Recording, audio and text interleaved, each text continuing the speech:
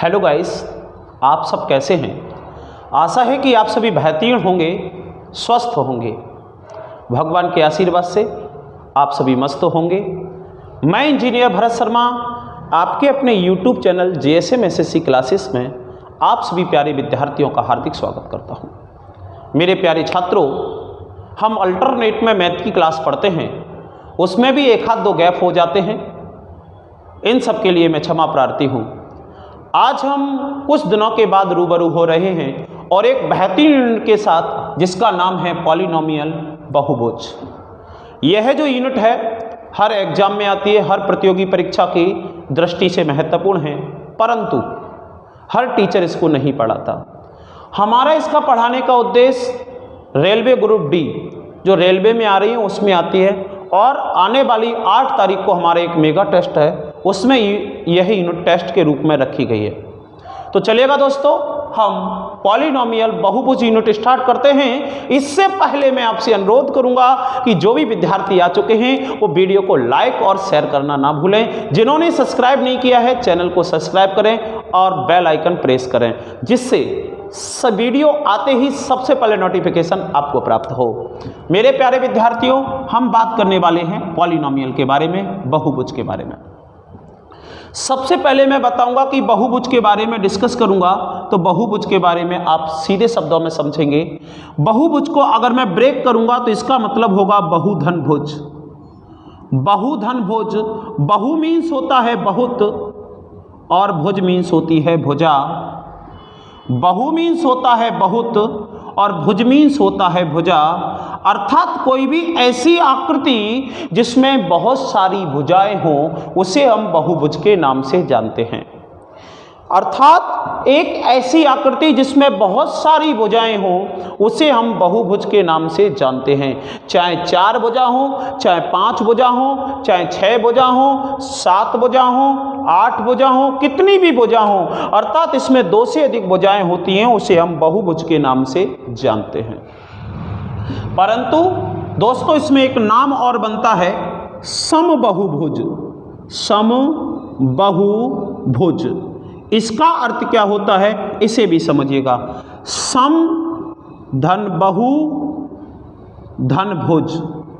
दोस्तों बहु मीन्स होता है बहुत, भुज मीन्स होता है भुजा, सम मीन्स होता है समान। दोस्तों सम मीन्स होता है समान, बहु मीन्स होता है बहुत, भुज मीन्स होता है भुजा। अर्थात आप इसे सीधे शब्दों में कहेंगे, समान भुजाओं की ऐसी आकृति या ऐसी आकृति जिसमें बहुत सारी भुजाएं हों, जो सारी भुजा समान हों।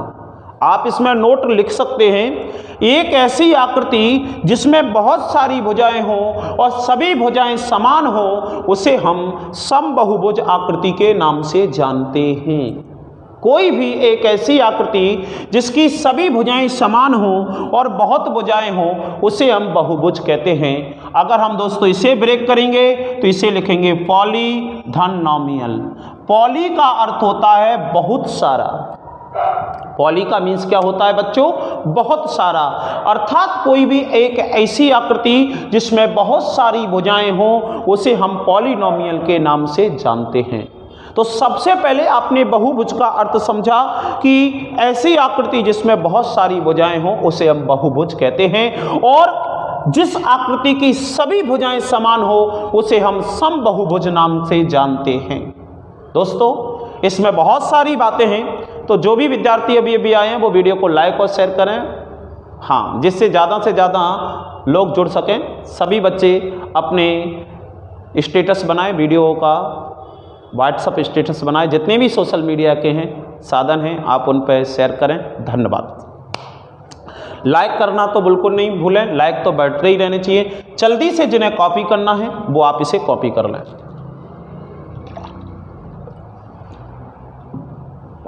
चलेगा। मेरे प्यारे विद्यार्थियों, जो कॉपी नहीं कर पाते हैं, पीछे रह जाते हैं, वो सबसे पहले वीडियो को समझते चलें। देखो मैथ है, मैथ को ढंग से पढ़ना पड़ेगा सबसे पहले। ये अन्य सब्जेक्ट नहीं है, जीएस हिंदी वगैरह, कि भैया अगर लाइव नहीं देख पाइए या नहीं पढ़ पाइए तो कुछ वैसे पढ़ लो घर पे बैठ के, इसे बेटा आपको समझना भी पड़ेगा। चलेगा, अब आपने कॉपी कर लिया होगा, मैं इसे हटाता हूँ बिना बातों के, बिना किसी देरी के। चलिएगा आगे बढ़ते हैं। दोस्तों मैं आपसे कहना चाहूँगा, सबसे पहला पॉइंट, किसी भी आकृति में जितनी भुजाएं होती हैं, जितनी साइड्स होती हैं, उतने ही उसमें एंगल होते हैं, उतने ही उसमें कोण होते हैं। अर्थात मैं कहना चाहूँगा कि किसी भी आकृति में भुजाओं और कोणों की संख्या समान होती है। अगर किसी भी आकृति में 10 भुजाएं हैं तो कोणों की संख्या भी 10 होगी। यदि किसी आकृति में 20 भुजाएं हैं तो कोणों की संख्या भी 20 होगी। यदि किसी आकृति में कोण 50 हैं तो भुजाओं की संख्या भी 50 होगी। यदि किसी आकृति में विद्यार्थियों भुजाओं की संख्या 40 हैं तो कोणों की संख्या भी 40 होंगी। मैं आपसे कहना चाहूँगा कि किसी भी आकृति में भुजाओं और कोणों की संख्या समान होती है। कितनी भी भुजाएं हों उतने ही उसमें कोण बनेंगे। दूसरा पॉइंट आपको यहाँ पर याद रखना है, यदि सभी भुजाएं समान हैं, यदि सभी भुजाएं समान हैं तो भैया उनके सभी एंगल भी इक्वल होंगे, बराबर होंगे। यदि किसी भी आकृति की सभी भुजाएं समान हैं तो याद रखना सभी कोण भी बराबर होंगे।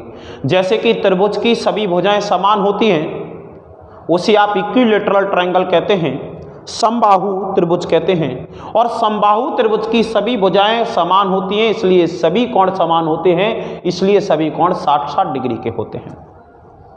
इसीलिए चतुर्भुज की बात करूंगा तो एक चतुर्भुज आकृति जो होती है उसमें वर्ग आता है, स्क्वायर आता है। एक जो वर्ग भुजा होती है, स्क्वायर जो होती है, स्क्वायर की बेटा चारों भुजाएं बराबर होती हैं, चारों भुजाएं बराबर होती हैं, इसलिए हम कहेंगे कि इनके चारों कोण भी बराबर होते हैं। अर्थात प्रत्येक कोण आपका 90 डिग्री का होता है, हर एक कोण आपका 90 डिग्री का होता है। हाँ बच्चों, इस बात को समझना है। तो हम कहेंगे कि सभी भुजाएं समान हैं तो सभी कोण भी क्या होंगे, समान।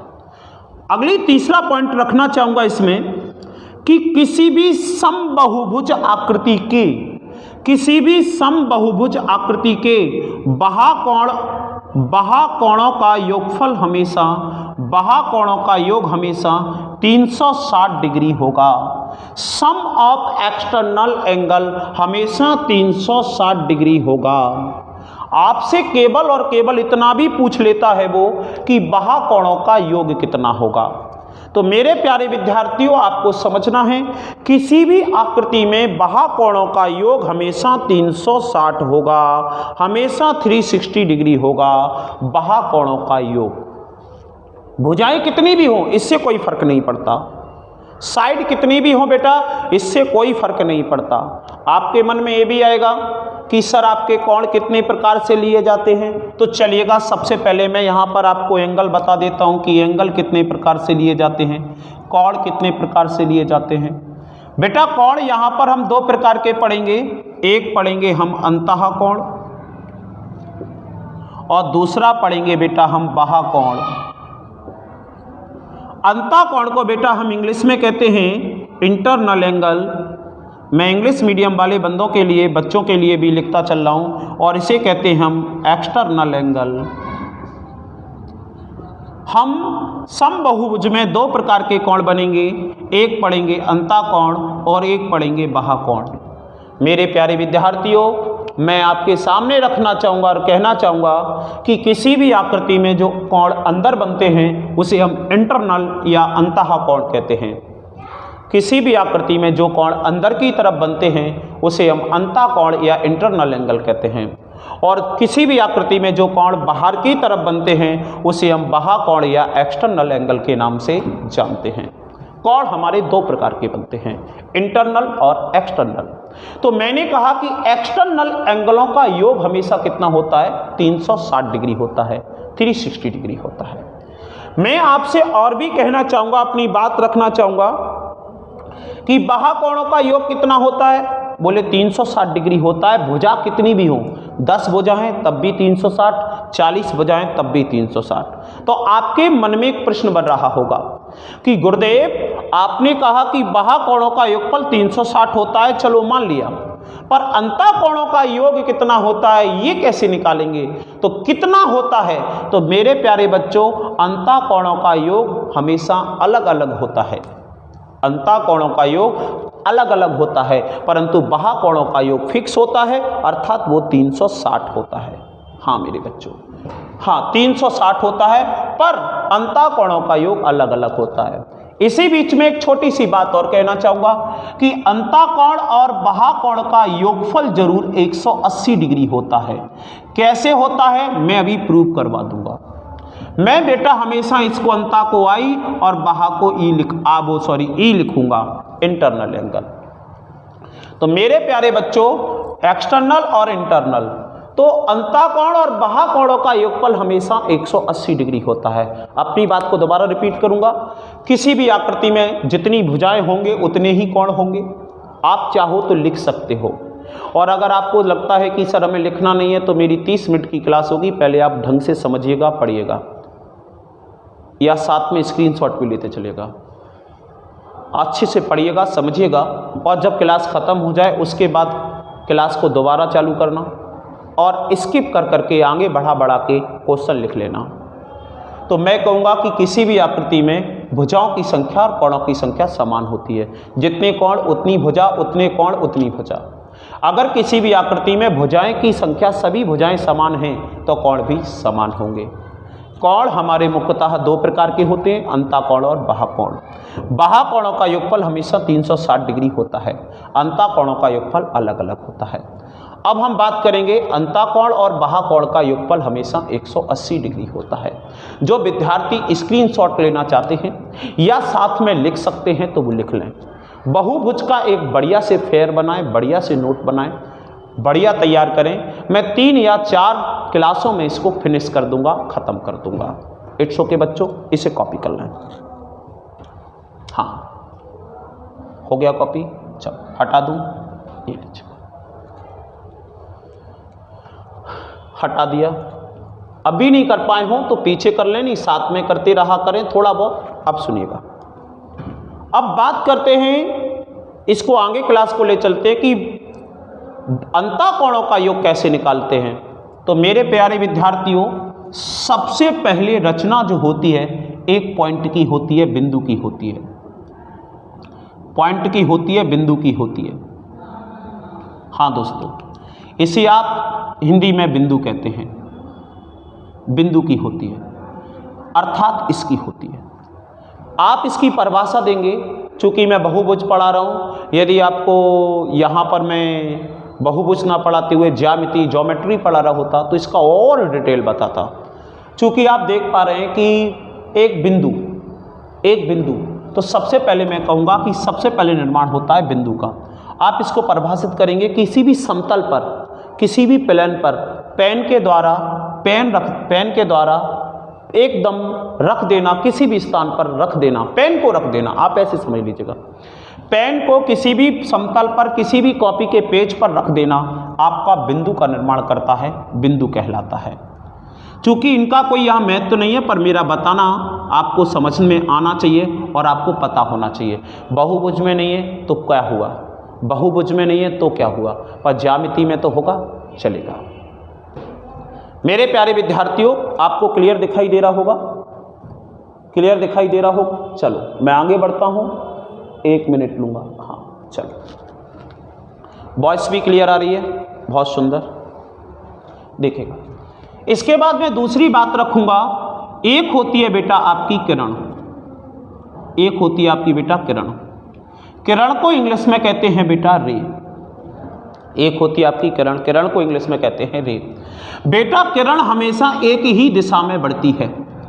जब भी कोई एक ही दिशा में रेखा बढ़े, जब भी कोई एक ही दिशा में रेखा बढ़े, उसे हमेशा हम किरण कहते हैं। जैसे कि सूर्य का प्रकाश, हम क्या कहते हैं, सनलाइट। हाँ, ray of sun, ray of सन, अर्थात सूर्य का जो प्रकाश होता है वो केवल एक ही दिशा में बढ़ता है। दूसरी बात रखते हैं हम इसमें, टॉर्च। टॉर्च जब हम जलाते हैं तो टॉर्च यहां से जलाएंगे तो प्रकाश केवल एक ही दिशा में जाता है, इसे आप रे कहते हैं। तीसरी बात कहेंगे हम रेखा, इसको बेटा इंग्लिश में लाइन कहते हैं। ये रेखा क्या होती है? जब भी कोई किरण दोनों दिशाओं में बढ़ जाए, इधर भी और इधर भी, तो उसे हम रेखा कहते हैं। अर्थात किसी भी किरण को हम इधर भी बढ़ा दें, इधर भी बढ़ा दें, दोनों तरफ बढ़ा दें, तो उसे हम रेखा कहते हैं, लाइन कहते हैं। किसी सी समतल पर एक बिंदु रख जाए तो बिंदु कहते हैं। किरण एक ही दिशा में बढ़े, रेखा जो दोनों दिशाओं में बढ़े। प्रयास कर रहा हूं कि आपको बेहतरीन तरीके से समझ में आए मेरी बात, इसलिए आप भी बेहतरीन तरीके से पढ़िएगा और समझिएगा। इसके बाद में अगली बात रखना चाहूंगा बेटा कि कोण क्या होता है। कोण क्या होता है? एंगल क्या होता है? एंगल क्या होता है? तो आप एंगल समझिएगा बेटा। किसी भी एक बिंदु से अगर दो किरण खींच दी जाएं, किसी भी एक बिंदु से यदि दो किरण खींच दी जाएं, तो उनके बीच में जो स्थान छूटता है, इसी को हम कोण कहते हैं, इसी को हम एंगल कहते हैं, और इसे हम एल से दर्शाते हैं। एल से क्यों दर्शाते हैं? क्योंकि यहां पर एक बिंदु है और इसमें केवल दो ही रेखा हैं, यानी कि दो ही किरण हैं, इसलिए हम इसको एल से दर्शाते हैं।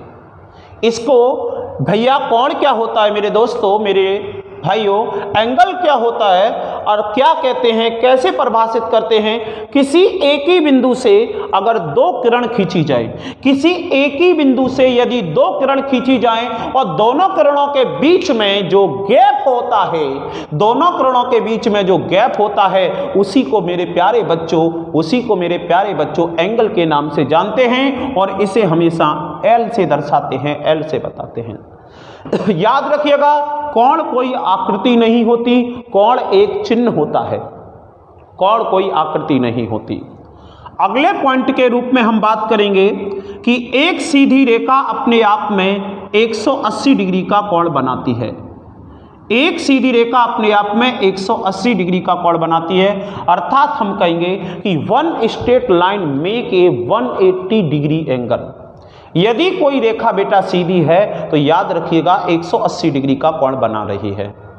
अगर कोई रेखा सीधी नहीं है तो वह 180 डिग्री का कोण बना ही नहीं सकती।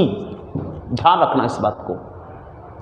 अगर कोई रेखा 180 डिग्री का एंगल बना रही है तो 100% वो रेखा सीधी है। तो एक सीधी रेखा अपने आप में 180 डिग्री का कोण बनाती है। इसके बाद मैं दोस्तों बात करना चाहूँगा, चर्चा करना चाहूँगा, हाँ, अगले भाग पर। कहीं लाइट चमक रही है तो मैं जो बोलता चल रहा हूँ ना उसे लिखते चलना, जो लाइट चमक रही है एडजस्ट करना बेटा। इसके बाद मैं कहना चाहूँगा अपनी बात को कि अगर इसी रेखा पर अगर मैं कोई ऐसी लाइन ड्रॉ कर दूँ, ऐसी इस रेखा पर, मुझे पता है ये पूरा कोण कितने का है, 180 डिग्री का है। मुझे पता है ये 180 डिग्री का है पूरा। इसे अगर मैं ए मान लूँ तो इसे क्या मानना पड़ेगा, बी। अगर मैं इधर का एंगल बेटा आपका ये मान लूँ, इधर वाला, तो इधर क्या मानना पड़ेगा, बी। तो अब मैं इसे लिख सकता हूँ a प्लस बी बराबर 180 डिग्री। अब मैं इसे लिख सकता हूँ। क्यों? क्योंकि ये सीधी रेखा 180 डिग्री का कोण बनाती है और a और b जोड़ देंगे तो कितना हो जाएगा, 180 डिग्री एंगल हो जाएगा, 180 डिग्री का कोण बन जाएगा। हाँ दोस्तों, अतः आप इसको और समझें तो देखिएगा, मैं यहाँ पे आपको ट्रायंगल से समझाता हूँ। ये एक त्रिभुज है। हमको पता है कि हमें पता है कि त्रिभुज के सभी कोणों का योग 180 डिग्री होता है, हम जानते हैं। जो भी विद्यार्थी आ चुके हैं वो वीडियो को लाइक और शेयर करें, लाइक प्रॉपर ही करते रहें, इससे हम मोटिवेट होते हैं, आत्मविश्वास जगता है और अच्छी वीडियो बनाने के लिए हमें प्रेरणा मिलती है। तो आप उत्साहित करते रहें, हमें भी।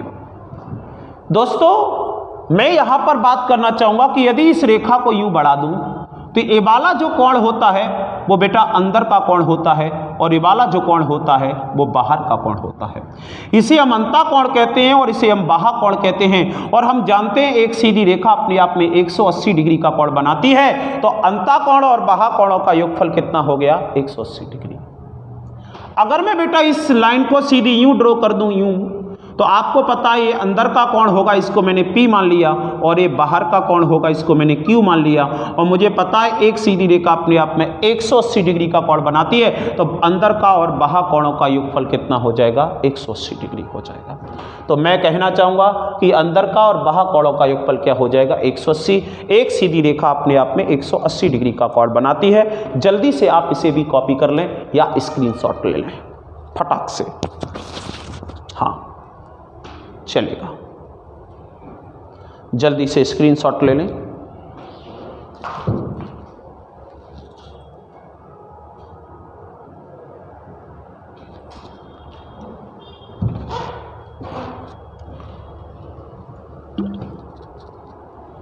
लिख लिया?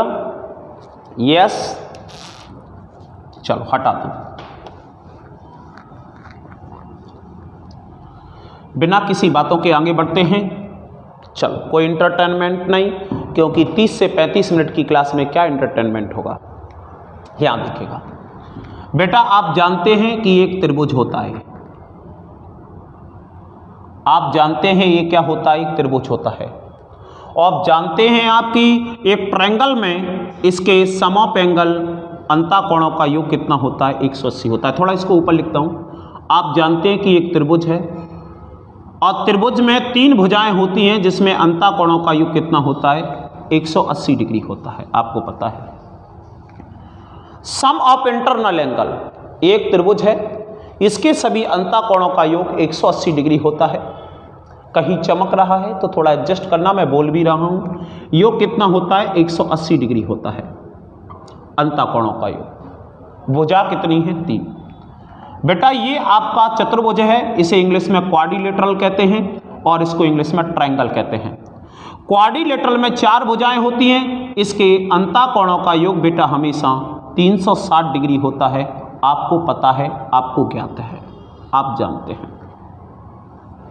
हैं, 360 होता है, आपको पहले से पता है।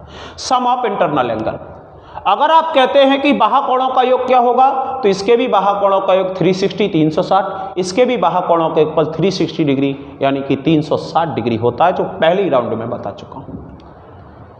इसके बाद मैं बात करूंगा कि बेटा यहां पर पंचभुज है। पंचभुज पेंटागन कहते हैं इंग्लिश में इसको, पेंटागन, यानी कि इसमें 5 भुजा हैं और इसके अंतःकोणों का योग क्या होगा? अंतःकोणों का योग होगा बेटा 540 डिग्री, 540। मैंने आपको पहले ही राउंड में बताया था स्टार्टिंग में कि किसी भी आकृति में जितनी भुजाएं होती हैं उतने ही कोण होते हैं। आप देख लो यहाँ पे 3 भुजाएं तो कोण भी 3 है, देखो 1 2 3। यहां देखिएगा आप भुजाएं भी 4 हैं तो कोण भी बेटा 4 हैं, आप देख लो। यहां मेरे बच्चों देख लो भुजाएं 5 है, 1 2 3 4 5, तो कोण भी बेटा 5 होंगे। आप देख लो, एंगल ये लिख रहा हूं। अगर भुजाएं 6 होती तो कोण भी कितने होंगे? 6 होंगे। इस बात को याद रखना। जैसे कि मैं 6 भुजाओं की एक आकृति बनाता हूं, देखिएगा ये 6 भुजाओं की आकृति, ये देखो, तो यहां पर कोण भी 6 हैं और इसके कोणों का योग जो होता है वो होता है 720 होता है, अंतःकोणों का योग। अगर दोस्तों भुजा 3 है तो अंतःकोणों का योग 180, भुजा 4 है तो अंतःकोणों का योग 360, भुजा 5 है तो अंतःकोणों का योग 540, भुजा अगर 6 है तो 720, अगर 7 होती तो 900, अगर 8 भुजा होती तो 1080। आपके मन में आ रही होगी बात कि गुरुजी आपको तो ये याद होगा, आप तो लंबे समय से पढ़ा रहे, आपको तो याद होगा। अगर 20 भुजाएं होती तो फिर कोण कैसे, अब वो अंतःकोणों का योग कैसे निकालेंगे? 40 भुजाएं होती तो अंतःकोणों का योग कैसे निकालेंगे? समस्या है ना सर। कोई ऐसी स्कीम बता दो जिससे अंतःकोणों का योग डायरेक्ट निकलता चले। तो मेरे प्यारे विद्यार्थियों, आपको मैंने प्रारंभ में बताया था कि 2 भुजाओं से कोई आकृति नहीं बनती, 2 भुजाओं से तो केवल और केवल कोण बनता है, एंगल कहते हैं इसको। तो इसमें भुजा कितनी है? 3। ध्यान से समझना। आपको पता है 2 भुजाएं कोई आकृति नहीं बनाती, तो आपने इसमें से 2 माइनस किया, बची कितनी भुजा? 1। और आपको यह भी पता है कि एक सीधी रेखा, एक सीधी भुजा अपने आप में 180 डिग्री का कोण बनाती है। तो 180 का इसमें गुणा करना, 180।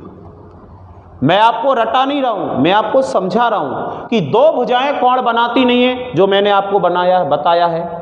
भुजाएं, दो भुजा कभी भी एंगल का आकृति का निर्माण नहीं करती। दो भुजाएं कभी भी आकृति का निर्माण नहीं करती। आकृतियों का प्रारंभ होता है, फिगर का प्रारंभ होता है 3 भुजाओं से। दो भुजा तो केवल कोण का निर्माण करती हैं। यहां भुजा कितनी है भैया? 4। अगर 4 में से 2 घटाएंगे बचेगा 2। हमें पता है कि दो भुजा तो कोण बनाती ही नहीं है, तो भैया अब बची कितनी? 2 भुजा। तो एक भुजा 180 का बनाती है, तो दो भुजा कितनी बनाएंगी? बोले 360 डिग्री का। ऐसे अब आ जाओ 5 भुजाओं पर। मस्त रहना, बहुत मजा आएगा, आप देखना, बहुत अच्छा लगेगा। 5 भुजाएं हैं। ये साइड कितनी है बेटा? 5। अब अंतःकोणों का योग निकालना है, तो इसमें हमें पता है 2 भुजाएं तो कोण बनाती नहीं है, तो बची कितनी? 3। और हमें पता है कि एक भुजा कितने का बनाती है? 180 डिग्री का। तो 180 का गुणा करेंगे 18 3 54, कितना आ गया? 540। देखो भैया 540 ही मैंने लिखा था या नहीं? तो आप क्या समझे कि जितनी भी भुजा दी होंगी उसमें से 2 घटाएंगे और शेष भुजाओं में 180 का क्या कर देंगे? गुणा कर देंगे, गुणा कर देंगे। मेरे प्यारे विद्यार्थियों, अगली बात कहूंगा कि यहां पर भुजा कितनी है भैया? आगे वाले में बोले 6। 6 में से 2 घटाओगे बचेंगी कितनी? 5 भुजा। हमें पता है कि एक भुजा 180 का बनाती है, तो अरे बेटा सॉरी 4 बचेंगी, सॉरी 4। तो 18 चौक 72, 720 डिग्री का कोण बनेगा। अतः अब आप ये समझ सकते हैं कि ये अंतःकोणों के निकालने का फॉर्मूला होता है। जितनी भुजा दी होंगी उसमें से 2 घटा देंगे। क्यों? क्योंकि 2 भुजाओं की आकृति कभी भी कोण का निर्माण नहीं करती, आकृति का निर्माण नहीं करती। और 180 का गुणा इसलिए करेंगे क्योंकि एक भुजा अपने आप में 180 डिग्री का कोण बनाती है। तो आप यहां लिख सकते हैं कि सम ऑफ इंटरनल एंगल, अंतःकोणों का योगफल, कोणों का योग। क्या लिखेंगे आप? n-2 into 180। चूंकि मैंने आपको फॉर्मूला इसलिए लिखवा दिया, कभी कभी फॉर्मूला ही पूछ लिया तो। n क्या है? n है भुजाओं की संख्या। n क्या है? भुजाओं की संख्या, की संख्या। Number of side, number of side, भुजाओं की संख्या। तो दोस्तों अंतःकोणों का योग होता है n-2 इंटू 180, भुजाओं की संख्या। आप इसे कॉपी कर लें या स्क्रीनशॉट ले लें फटाक से, टाइम बहुत ही कम है, जल्दी से कॉपी कर लें।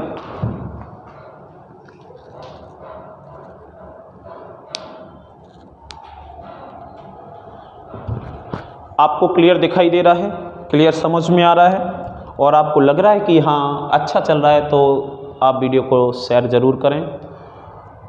मैंने ये 9 बजे वीडियो इसलिए रखी है क्योंकि 7:30 बजे मैं लाइव लेता था, तो बच्चे लाइव नहीं आ पाते थे। बच्चों का कहना है कि सर 7:30 बजे तो हम फ्री नहीं हो पाते शाम के, और शादियां भी चल रही हैं, गर्मी का भी माहौल है।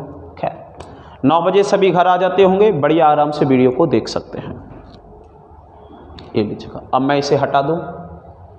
स्क्रीनशॉट ले लिया होगा, टाइम बहुत कम है, नहीं तो आप ऐसा भी कर सकते हैं कि पीछे अपलोड होने के बाद देख लेना। चलो मैं इसको रिमूव कर रहा हूँ।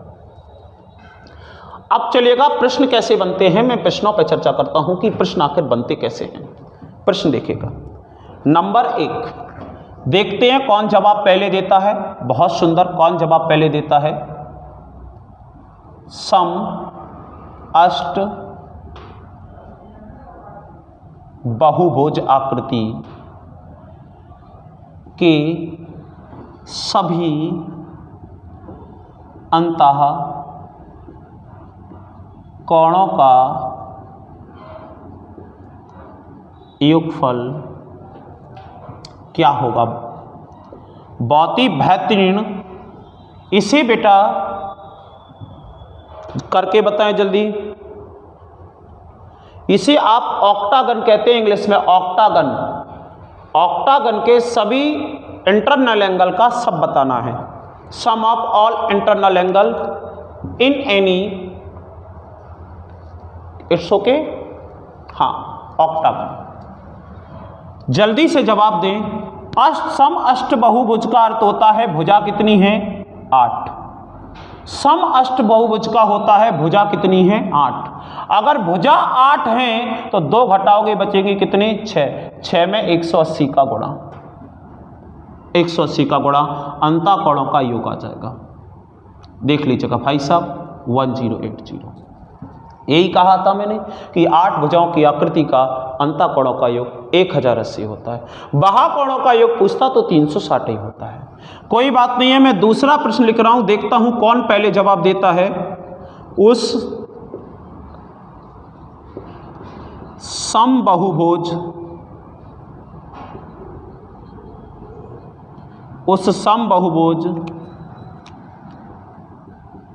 आकृति के सभी अंतःकोणों का योग क्या होगा जिसमें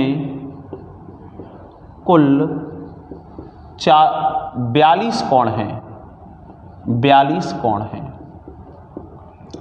ये सवाल आपके सामने है, बेहतरीन क्वेश्चन है। सबसे पहला जवाब देखते हैं किसका आया है। सबसे पहला जवाब देखते हैं किसका आया है जी। बहुत बढ़िया, बहुत ही सुंदर, बहुत ही बढ़िया। आपको देखो, आप लोगों को पता है कि उस समबाहुभुज आकृति के सभी अंतःकोणों का योग निकाले जिसमें कुल कोणों की संख्या 40 है। आपको पता है कि जिसमें कोणों की संख्या 40 है उसमें भुजाएं भी कितनी होंगी? 40। भुजाएं भी कितनी होंगी? 40। जल्दी करिएगा, जल्दी करिएगा। ये लीजिएगा, मैं बता दूं, इसको रब कर रहा हूं। आप देखिएगा, अगर भुजा 40 हैं तो आप इसे कैसे करेंगे? मैं इसे रब कर रहा हूं, जल्दी करें। बहुत सुंदर। तो 40 में से सबसे पहले 2 हटाएंगे, 38 बचेगा, और 38 में 180 का गुणा कर देंगे। बहुत सुंदर गुणा देखो करके दे दिया है बच्चों ने, बहुत बढ़िया।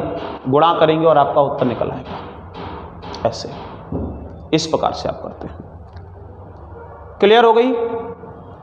देखता हूं अब कौन जवाब देता है पहले। अब पहला जवाब कौन देता है देखता हूं। तीसरा प्रश्न मैं बोलूंगा,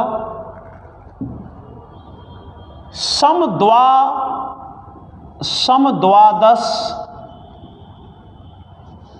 ऐसे कर लो, द्वादश समबाहुभुज, समबाहुभुज आकृति के सभी अंतःकोणों का योग क्या होगा? द्वादश, द्वादश का मतलब होता है भुजा कितनी हो गई? 12। भुजा कितनी हो गई? 12।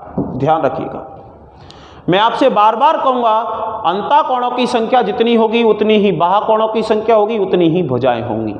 अगर बाह्यकोणों का योग पूछता है तो बाह्यकोणों का योग हमेशा 360 होता है। द्वादश समबाहुभुज आकृति के, द्वादश समबाहुभुज आकृति के सभी अंतःकोणों का योग क्या होगा? आप चाहो तो प्रश्न लिख सकते हो, बताइए जल्दी से फटाक से। भुजाएं हैं 12 तो अंतःकोणों का योग क्या होगा? आपने निकाल लिया, बहुत ही बेहतरीन। इसमें से आप 2 माइनस करेंगे, 10 बचेंगे, गुणा 180, आपका 1800 is right answer. 4th number का क्वेश्चन बोल लूंगा और इसका उत्तर आपको कमेंट में लिख के देना है पीछे से, कमेंट में लिख के देना है पीछे से। इसके बाद मुझे अगला टाइप कराना है। उस आकृति के सभी अंतःकोणों का योग क्या होगा? चौथा प्रश्न मैं बोल रहा हूं, आप लिख लेना आराम से, पीछे जवाब देना। उस आकृति के सभी अंतःकोणों का योग क्या होगा जिसमें कुल बाह्यकोणों की संख्या 16 है, जिसमें कुल बाह्यकोणों की संख्या 16 है। अगर बाह्यकोण 16 है तो भुजा भी कितनी होंगी? 16। इसके बाद बेटा टाइम बहुत जल्दी गुजर गया, पता नहीं पड़ा।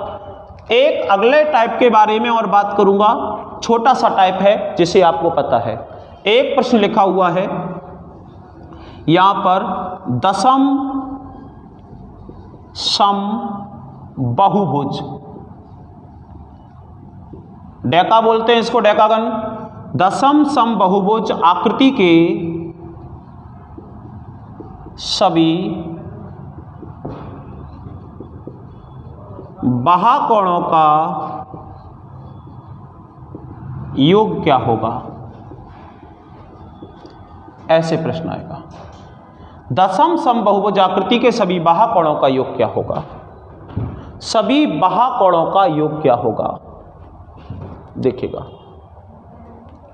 यह प्रश्न चूंकि आपको पता है कि भुजा कितनी है 10, इससे कोई फर्क नहीं पड़ता, बाह्यकोणों का योग हमेशा कितना होगा? 360। चूंकि प्रश्न ऐसे लिख के आएगा। अब आप समझ रहे हैं ना, बहुत सारे विद्यार्थी तो 360 लगाएंगे ही नहीं, बाह्यकोणों का योग हमेशा 360 होता है। एक प्रश्न बेटा यूं भी बनता है, मैं बोल रहा हूं, आप चाहो तो लिख लेना। उस आकृति के सभी बाह्यकोणों का योग ज्ञात कीजिए। उस आकृति के सभी बाह्यकोणों का योग ज्ञात कीजिए जिसमें भुजाओं की संख्या 20 हो। उस आकृति के सभी बाह्यकोणों का योग ज्ञात कीजिए जिसमें भुजाओं की संख्या 20 हो।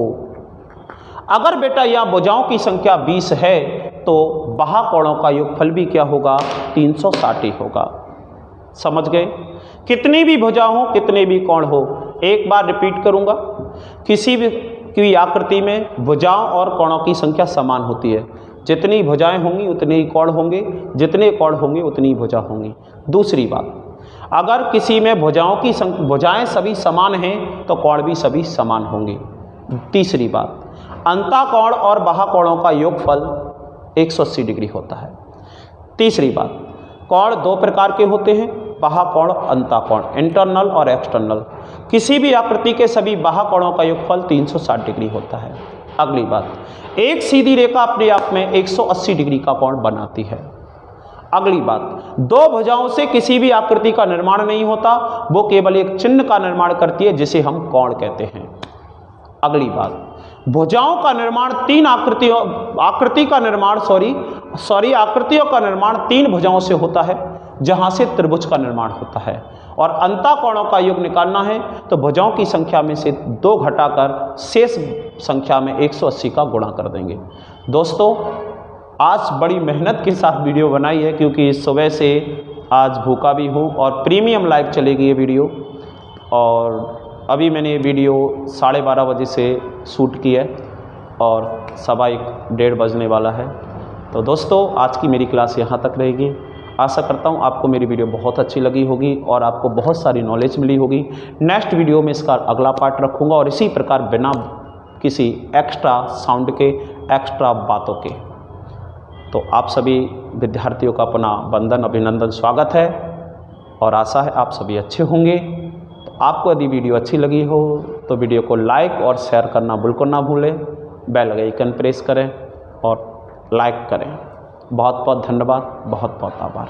लाइक ज़रूर करें। धन्यवाद।